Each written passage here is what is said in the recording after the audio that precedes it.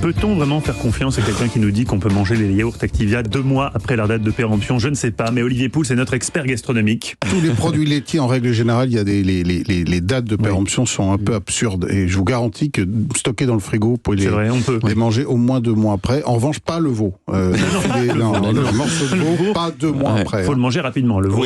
On l'achète, on le mange dans les 2-3 jours, parce que là, pour le coup, on parlait des bactéries tout à l'heure, ça cavale assez rapidement. Alors racontez-nous cette recette. Oui, parce que moi je vais pas le garder 2 mois, mon filet de veau, je vous garantis que je vais le faire Orloff bien avant, et peut-être dès ce soir d'ailleurs. Alors je vais parler de cette recette, qui est une recette que j'aime beaucoup et qui a été un peu dévoyée, on va dire aujourd'hui, parce que si vous allez chez un boucher et que vous demandez du veau Orloff, on va vous donner un filet de veau dans lequel on a glissé des tranches de fromage et qu'on a en général bardé de lard. En fait, c'est une version un petit peu moderne, mais qui n'a rien à voir avec la recette originale que je trouve personnellement bien meilleure. Un peu plus compliquée à faire, mais bien meilleure. Alors tout d'abord, d'où vient cette recette de veau Orloff? Alors Orloff, ça pourrait être le nom d'un méchant dans Tintin ou dans Black et Mortimer, c'est un nom qui fait un petit peu peur comme ça. Alors, on le doit à Alexei Fyodorovitch Orloff, qui était un général de l'armée russe, ambassadeur et président même du Conseil des ministres russes au 19e siècle, et comme beaucoup de dignitaires russes, à l'époque, il s'était adjoint les services d'un cuisinier français, parce que c'était chic, et puis à mon avis surtout, c'était meilleur. Alors son cuisinier, en l'occurrence, c'était un certain Urbain Dubois, qui était un chef originaire du sud de la France, qui était monté à Paris, et qui est donc entré au service de ce comte puis prince russe, et ensuite d'ailleurs il a même terminé sa carrière auprès du Kaiser Guillaume Ier en Allemagne. C'est-à-dire quand même qu'il faisait bien rayonner la gastronomie française. Il était auteur aussi de quelques livres. C'est un type qu'on a un peu oublié, mais qui a eu une belle carrière de cuisinier, qui a beaucoup fait pour la promotion de la gastronomie française. Alors il a inventé ce plat pour son employeur, donc Orloff, à qui il a donné le nom.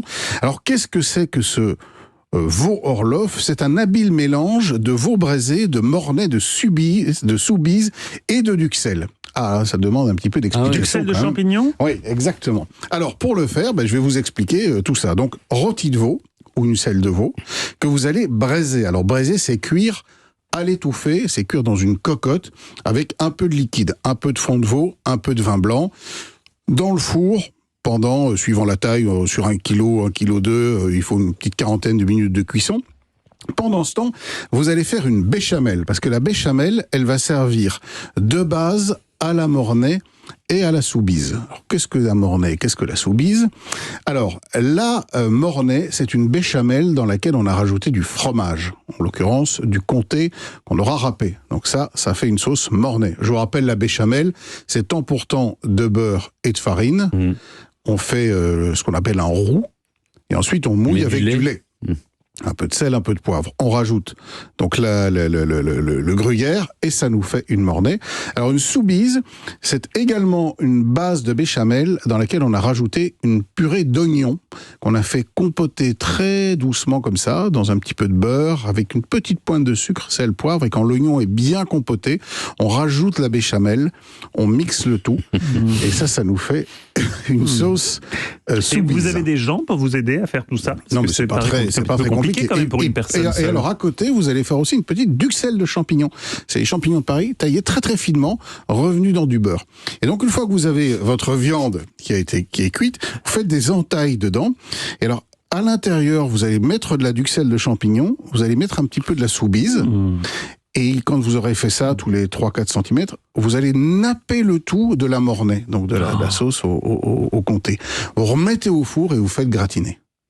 Ça vaut quand même le coup de s'embêter un petit peu, non? Il faut qu'il y ait un défibrillateur pas loin, mais c'est sûr que c'est une recette qui fait envie. Mais ça fait très envie. La soubise, c'est une mornay auquel on rajoute de la compotée d'oignons? Non, il n'y a pas de fromage. D'accord. Voilà. Donc il n'y a pas de mornay dans votre recette. Ce sont toutes des déclinaisons de la béchamel. Oui.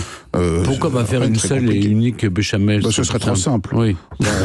Où serait le plaisir, mon cher Stéphane? Il y a quand même la joie de cuisiner pendant 2 bonnes heures. Oui, 2 bonnes heures. En écoutant un podcast de l'émission, par exemple. Par exemple. Très bonne idée, Olivier. Cette autopromo c'est ce que je fais toujours. tombe à pic. C'est ce que vous écoutez vous-même, d'ailleurs. Vous dites, mais... qu'est-ce que je suis bon.